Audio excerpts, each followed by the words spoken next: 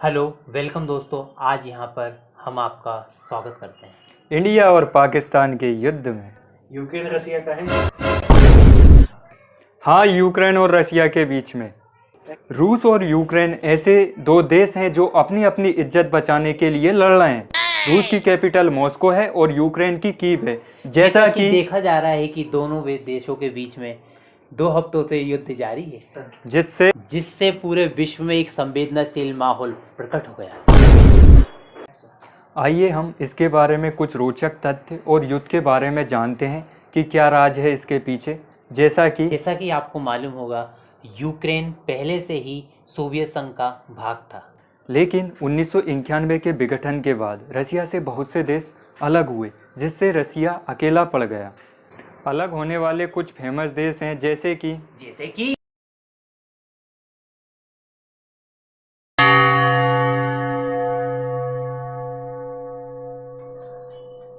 और कुछ दूं क्या? नहीं, मेरा हो गया। रसिया से अलग होने वाले कुछ फेमस देश हैं जैसे कि Lithuania, Estonia, Kyrgyzstan, Tajikistan, Turkmenistan, Belarus, Ukraine. Soviet संघ के विघटन होने के अनेक कारण थे, क्योंकि ये पहले से ही अनेक समस्याओं से जूझ रहा था, जैसे कि वहाँ की राजनीतिक क्षेत्र, भौगोलिक क्षेत्र और वहाँ की अर्थव्यवस्था। उनमें से एक प्रमुख कारण वहाँ के राष्ट्रपति मिखाइल गोर्बाचोव को भी माना जा सकता है। हालांकि सोवियत संघ का विघटन उनके टाइम पर हुआ, इसलिए उन्हें जिम्मेदार माना गया। वर्ष 1991 में यूक्रेन सोवियत संघ का दूसरा सबसे बड़ा देश था और विश्व में तीसरा सबसे बड़ा देश था जिसके पास न्यूक्लियर हथियार थे। उस समय संधि में ये शर्तें लाई गईं कि 80 से 90% आयात निर्यात में यूक्रेन रूस का सपोर्ट करेगा, उसी प्रकार रूस भी यूक्रेन का सपोर्ट करेगा। वर्ष 1994 में अमेरिका, रूस और यूक्रेन के बीच एक संधि हुई, जिसमें यह निष्कर्ष निकाला कि यूक्रेन अपने सारे न्यूक्लियर हथियारों को त्याग देगा। इसके बदले में अमेरिका और रूस उसकी सहायता करेंगे। इसी के चलते यूक्रेन ने इन देशों पर भरोसा कर लिया और वर्ष 1994 में वह अपने न्यूक्लियर हथियारों को नष्ट कर दिया और कुछ न्यूक्लियर हथियारों को रूस को वापस दे दिया। और वर्ष 1968 की एक संधि एनपीटी में वह शामिल हो गया। एनपीटी, जिसका मतलब है नॉन प्रोलिफरेशन ट्रीटी। इस संगठन में शामिल जो भी सदस्य देश हैं वो न्यूक्लियर हथियारों पर प्रतिबंध लगाएंगे और उनके निर्माण पर अंकुश लगाएंगे। अब आप सोचेंगे कि इंडिया एनपीटी का सदस्य क्यों नहीं है, तो आपको बता दें 1968 की संधि के तहत यह निर्णय लिया गया, जो भी सदस्य देश हैं वो न्यूक्लियर हथियारों का ना तो परीक्षण करेंगे ना ही प्रयोग करेंगे। और भारत देश ने 18 मई सन 1974 में अपना पहला परमाणु परीक्षण पोखरण में किया, जिसका नाम स्माइलिंग बुद्धा दिया गया। क्योंकि यह वर्ष 1968 के बाद हुआ, इसलिए भारत एनपीटी में शामिल नहीं है। अभी तक एनपीटी में 190 सदस्य देश हैं, जिसमें भारत, पाकिस्तान, इजराइल, दक्षिण सूडान और उत्तरी कोरिया शामिल नहीं है। इधर 1968 की परमाणु संधि में कुछ परमाणु संपन्न देश भी शामिल हैं, जिन्होंने अपना परमाणु परीक्षण वर्ष 1967 में कर लिया था।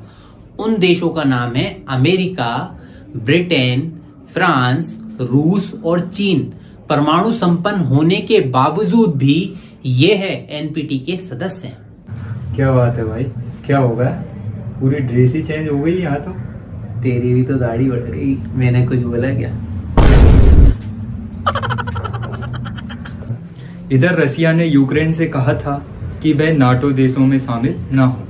अगर यूक्रेन नाटो सदस्य देशों में शामिल हो जाता है तो नाटो सेनाएं रूस के बॉर्डर के करीब आ जाएगी, जो कि रसिया नहीं चाहता। अमेरिका चाहता है कि नाटो की सेना रूस की बॉर्डर के करीब पहुंचे, क्योंकि क्षेत्रफल में सबसे बड़ा देश रशिया ही है। नाटो के बारे में हम आपको बता दें, इसकी स्थापना पश्चिमी और यूरोपीय देशों द्वारा 4 अप्रैल 1949 को हुई थी। इसमें 28 यूरोपियन देश और 2 उत्तरी अमेरिकन देश, जो पावर हाउस के रूप में हैं, अमेरिका, कनाडा, शामिल है। अब नाटो देश का कहना है कि जो भी नाटो पर हमला करेगा वो 30 देशों पर हमला माना जाएगा। यदि अगर किसी नाटो देश पर हमला होता है तो ये 30 के 30 देश उस देश पर हमला कर देंगे। अब यूक्रेन ने ये नहीं सोचा कि अगर ये 30 देश आपस में लड़ लिए तो यूक्रेन का साथ कौन देगा। अमेरिका तो उसी का साथ देगा जो उसका खास है। 1994 में एक संधि में यूक्रेन ने अमेरिका और रूस के साथ एक संधि की थी और अपने हथियार त्याग दिए थे। यह संधि किसी काम नहीं आई, क्योंकि इससे पहले यूक्रेन ने 2014 में नाटो देश में शामिल होने की इच्छा जताई थी, जिससे रूस भड़क गया था और क्रीमिया क्षेत्र पर उसने कब्जा कर लिया था। अब हम बताने जा रहे हैं कि युद्ध की प्रमुख जड़ कौन है, अमेरिका है या रूस। युद्ध की मेन जड़ है यूक्रेन। वास्तव में देखा जाए तो आप इस मैप को देखिए। अगर हम इस मैप को खुद देखें तो यूक्रेन 3 तरफ से यानी 35 से 40% बॉर्डर इसकी रशिया से लगती है और 40 से 45% बॉर्डर यूरोपीय देशों से लगती है। हम यूक्रेन के पश्चिमी भाग को देखें तो ये पूरा यूरोप से घिरा हुआ है। यहाँ के लोग रूस से आज़ादी चाहकर नाटो देशों में शामिल होना चाहते हैं। वहीं हम पूर्व की तरफ देखें तो ये लोग रशिया को सपोर्ट करते हैं और अभी भी रशिया के पक्ष में ही हैं और नाटो के विरुद्ध युद्ध लड़ रहे हैं। लेकिन अमेरिका की कोशिश रही है कि किसी न किसी तरह यूक्रेन उसके पक्ष में हो जाए। एक तरह से रशिया ने अपना बच्चा मानकर यूक्रेन पर हमला किया और उसको याद दिलाने की कोशिश की कि वह रूस के लिए पहले भी बहुत महत्वपूर्ण था और अभी भी बहुत महत्वपूर्ण है। यूक्रेन के 2 भौगोलिक क्षेत्रों में बंटने के कारण युद्ध और गर्मा गया है। यही कारण है कि यूक्रेन की आम जनता यूक्रेन की आर्मी के साथ मिलकर रशिया के खिलाफ लड़ रही है। इसी कारण रूस को युद्ध को जीतने में बहुत अधिक समय लग रहा है। यदि यूक्रेन की पश्चिमी और पूर्वी राजनीतिक पार्टियां मजबूत होती तो यह देश 2 देशों में बढ़ जाता। अब ये लड़ाई 2 देशों में न होकर वहां की मूल जनता की है। और यूक्रेन की जनता इतनी उत्साहित है कि वह रूस से हर हालात में लड़ रही है और उसका डटकर मुकाबला कर रही है।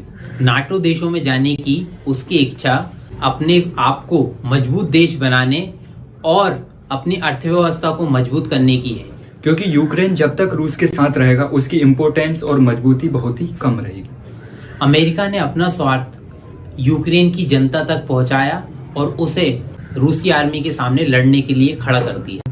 भले ही आज से 2 दिन बाद रूस ये जंग जीत जाए, लेकिन वो वास्तव में यूक्रेन की जनता से हार चुका है। हमारा आज का विश्लेषण यहीं तक था और आगे भी कुछ इस प्रकार की वीडियो लेकर आएंगे। इसके लिए आगे तक हमारे साथ बने रहिए। चैनल को लाइक कीजिए, सब्सक्राइब कीजिए, कमेंट कीजिए। कहाँ से बोल रहा है ये? कुछ है क्या? रुक मैं बताता हूँ।